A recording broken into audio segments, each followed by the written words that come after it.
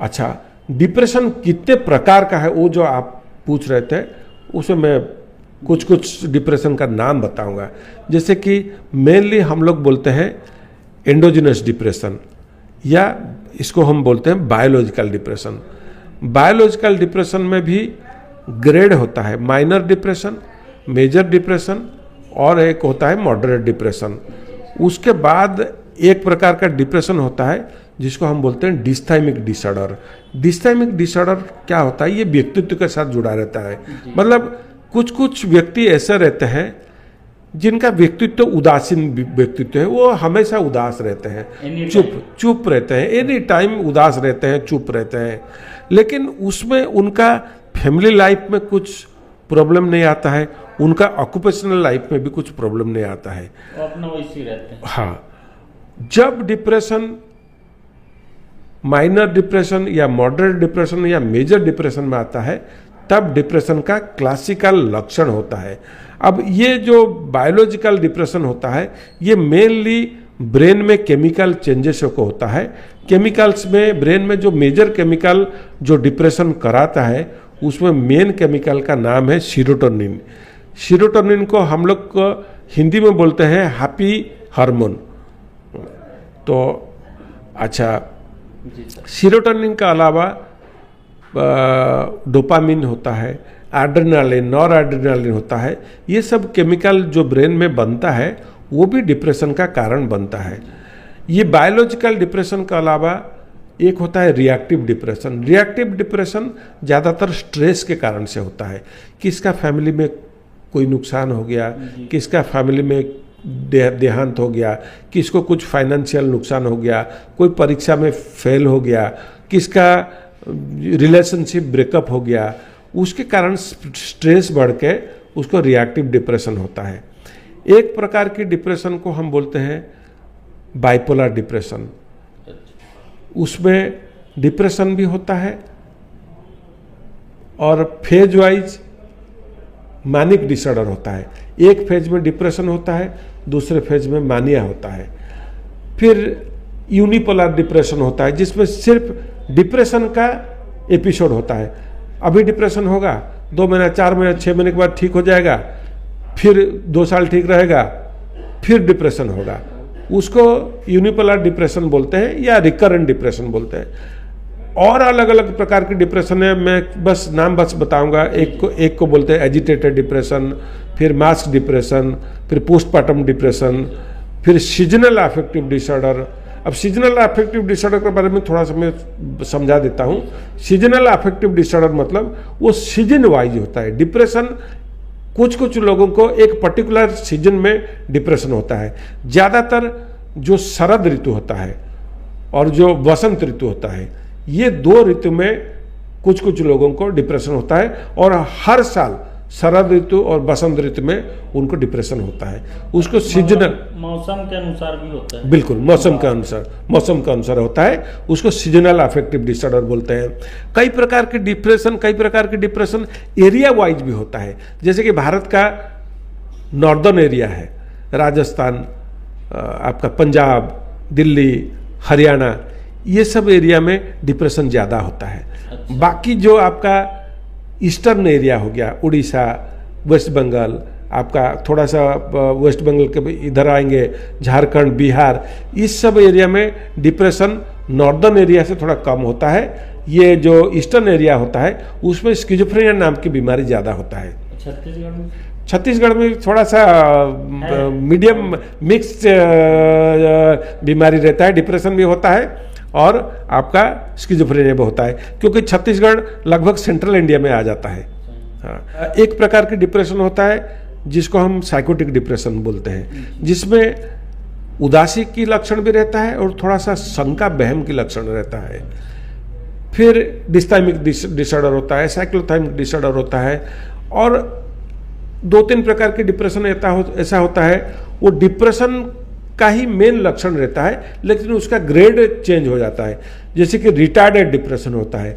Retarded depression मतलब पूरा सुस्त हो जाता है इंसान। और फिर डिप्रेसिव स्टूपर होता है, मतलब स्टूपर मतलब एक ही जगह पर एक ही पोजीशन में इंसान रहता है। तो ये सब अलग अलग प्रकार के डिप्रेशन होता है। कई लोग को जगह के भी नाम से होता है क्या सर? जैसे मैं इस स्थान में नहीं सोऊंगा, ऐसा भी रहता है। कई लोगों को नींद नहीं आता। हाँ, उसको हम लोग बोलते हैं मिल्यू इफेक्ट। अच्छा। मिल्यू इफेक्ट मतलब जगह चेंज होने से कुछ लोगों को मानसिक भावनात्मक बदलाव होता है। नींद ही नहीं पड़ता, कई नींद नहीं पड़ता है। डिप्रेशन का कुछ कुछ लक्षण मैं बहुत शॉर्ट में बताऊंगा। जी सर। पहला लक्षण होता है जिसको हम इंग्लिश में बोलते हैं feelings of something changing in the world. मतलब इंसान को, व्यक्ति को लगता है दुनिया में कुछ कुछ परिवर्तन होता है, दुनिया उनके लिए बदल रहा है। ये एक बड़ा लक्षण होता है। जब व्यक्ति को महसूस होता है कि दुनिया में बहुत ज़्यादा बदलाव हो रहा है, दुनिया एकदम बहुत गतिशील होकर बदल रहा है, तो वो डिप्रेशन का एक बड़ा लक्षण है। उसके बाद सैडनेस ऑफ मूड होता है, जिसको हम बोलते हैं उदासीनता के भाव। उसमें लो एनर्जी होता है, इंसान को एनर्जी बहुत कम हो जाता है, सुस्त हो जाता है। फिर एक प्रकार की लक्षण होता है जिसको हम अंग्रेजी में बोलते हैं helpless feeling, hopeless feeling, worthless feeling और गिल्ट फीलिंग। हेल्पलेस फीलिंग में व्यक्ति को लगता है कि उसका कोई सहयोग करने वाले नहीं है। होपलेस फीलिंग में व्यक्ति को लगता है मतलब दुनिया में उसके लिए कुछ सही नहीं चल रहा है। वर्थलेस फीलिंग और गिल्ट फीलिंग में व्यक्ति को लगता है वो समाज के लिए, खुद के लिए, दुनिया के लिए बिल्कुल नगण्य है, अपना जरूरत नहीं मानता है। फिर एक बड़ा लक्षण होता है डिप्रेशन में जिसको बोलते हैं decrease interest in pleasurable activities. इसका मतलब ये है कि व्यक्ति को जो चीज़ से प्लेजर मिलता था, खुशी मिलता था, जैसे कि सिनेमा देखना, टीवी देखना, पढ़ाई करना, म्यूजिक सुनना, वो सारे चीज़ से इंटरेस्ट कम हो जाता है डिप्रेशन में। मतलब जो उसको शौक रहता है वो कम हो जाता है। और कुछ कुछ डिप्रेशन में भूख बढ़ जाता है, वजन बढ़ जाता है, नींद बढ़ जाता है। उसको हम टिपिकल, कम भी होता होगा ना। हाँ, वो मैं बता रहा हूँ।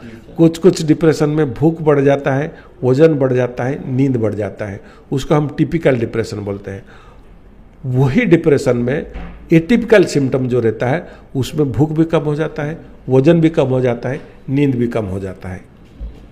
तो ये लक्षण और प्रकार दोनों बताया सर, बहुत अच्छा लगा रहे जान के। ऐसा लगा कि सारा जो चीज़ हो रहा है पूरा डिप्रेशन का ही क्रियाकलाप है, ऐसा लगा। उससे पहले आप चिंता के बारे में बताए थे, मन के बारे में, वो भी बहुत सुंदर लगा था सर। और आज जो है डिप्रेशन मुद्दे में बात करें, बहुत ही अच्छा लग रहा है सर। एक सवाल है सर, आजकल के समय में खासकर जो युवा पीढ़ी के हैं और जो प्रोफेशनल लोग हैं, उनमें जो है डिप्रेशन तेजी से बढ़ रहा है, उस पर क्या कहना चाहेंगे? देखिए, आज के समय में जो युवा पीढ़ी है उनमें डिप्रेशन बढ़ने का कुछ मेजर कारण है।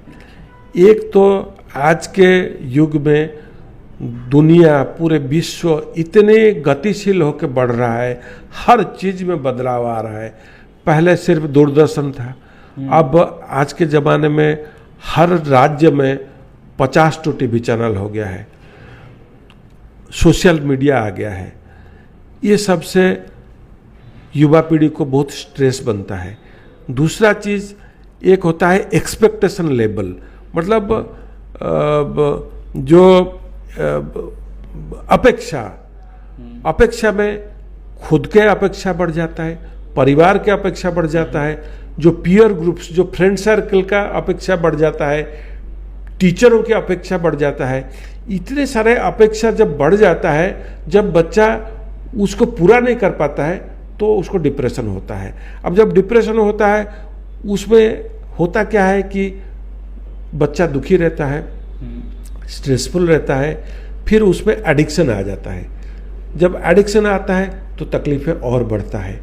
फिर ऑक्यूपेशनल डिटोरेशन होता है, मतलब पढ़ाई में बच्चों का डिटोरेशन होता है। जो नौकरी करते हैं उनको नौकरी में दिक्कत होता है, वो ड्यूटी नहीं कर पाते हैं, ड्यूटी जाते नहीं हैं। जैसे जिसको हो गया डिप्रेशन, तो वो जो है इसको बहुत ही गंभीर समस्या या अपना बहुत ही प्रमुख समस्या कमजोरी मानते हैं अपने आप में कि मैं डिप्रेस का शिकार हो गए, उनको क्या कहना चाहेंगे? देखिए, दुनिया में हर चीज़ का इलाज संभव है। ये हो सकता है किसी चीज़ का इलाज में थोड़ा समय लगेगा, किसी चीज़ का इलाज जल्दी हो जाएगा, लेकिन हर चीज़ का इलाज संभव है। वैसे देखा जाए तो हर चीज़ में थोड़ा डिफ़िकल्टी भी रहता है। इवन एक बुखार का इलाज में भी डिफ़िकल्टी रहता है। मान लीजिए किसी को सर्दी जुकाम की बुखार है, उसका इलाज 4 दिन में संभव हो जाएगा। लेकिन मान लीजिए किसी को कैंसर की बुखार है, उसको ठीक होने में तो बहुत समय लगेगा। उसी प्रकार से आम तौर पे जब डिप्रेशन होता है, व्यक्ति को घबराना नहीं चाहिए। डिप्रेशन का इलाज पूरी तरह से संभव है।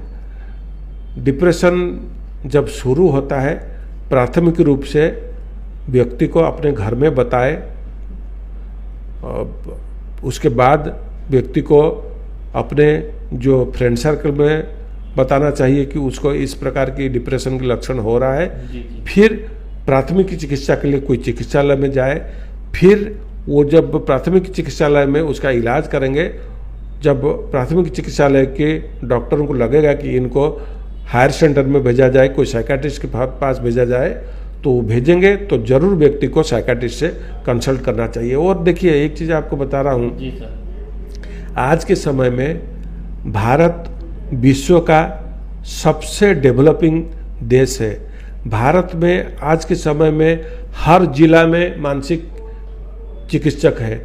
मैं जब मानसिक विभाग में पढ़ाई करके नौकरी शुरू किया, उस समय पूरे भारत में 3000 साइकाट्रिस्ट थे। आज के डेट में मेरे हिसाब से 30-40 हज़ार से ज़्यादा साइकाट्रिस्ट है। तो जब भारत में हर जिला में सरकारी हॉस्पिटल में मानसिक चिकित्सक है, कम से कम जो लोग बड़ी अस्पताल में, प्राइवेट अस्पताल में इलाज नहीं कर सकते हैं, मैं उनको सलाह दूंगा सरकारी हॉस्पिटल में जो सरकारी मानसिक चिकित्सक है उनके पास जाए और इलाज करे।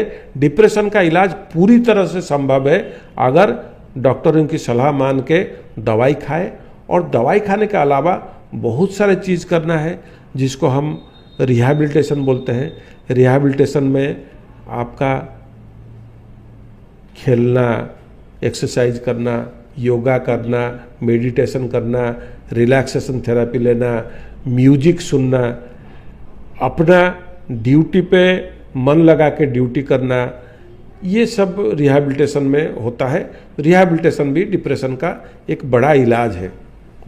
चलो, बहुत सुंदर बताया सर आप। मतलब जिनके पास फंड नहीं है वो सरकारी में जा सकते हैं, सरकारी इलाज। वाह भाई, बिल्कुल सर। अच्छा, एक और सवाल है सर, क्या इसमें दवाई लेना जरूरी है या इसे जो है जो काउंसलर रहते हैं उनके द्वारा भी ठीक किया जा सकता है?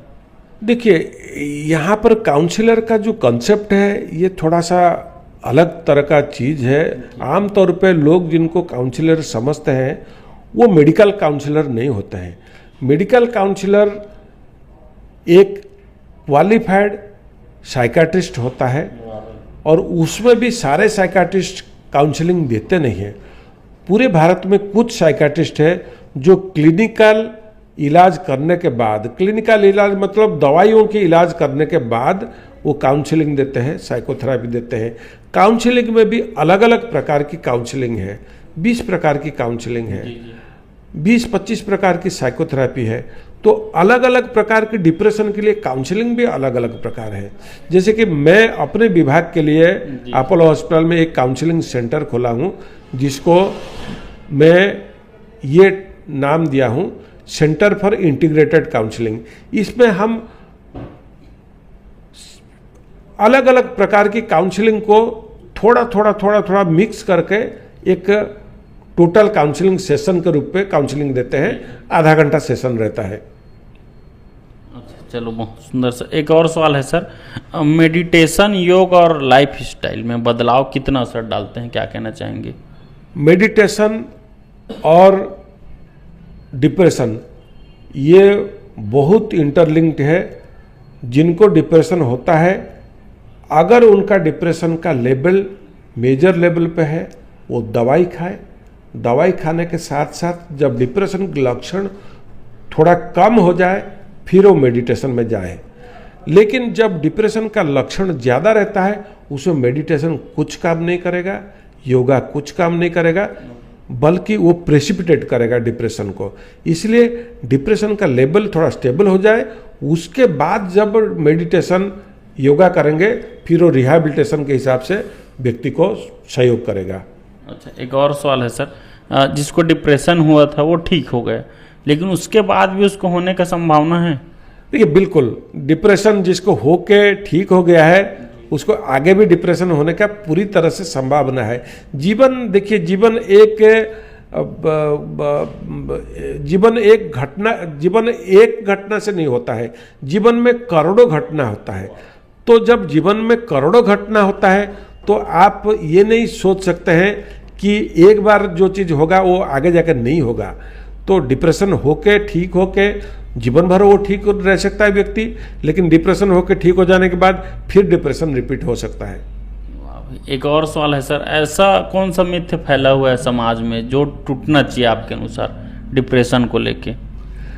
डिप्रेशन को लेके आमतौर पे लोगों का जो वहम है वो ये है कि डिप्रेशन का इलाज नहीं हो सकता है, डिप्रेशन का इलाज दवाई से नहीं हो सकता है, डिप्रेशन एक बीमारी नहीं है, एक छुटपुट घटना है।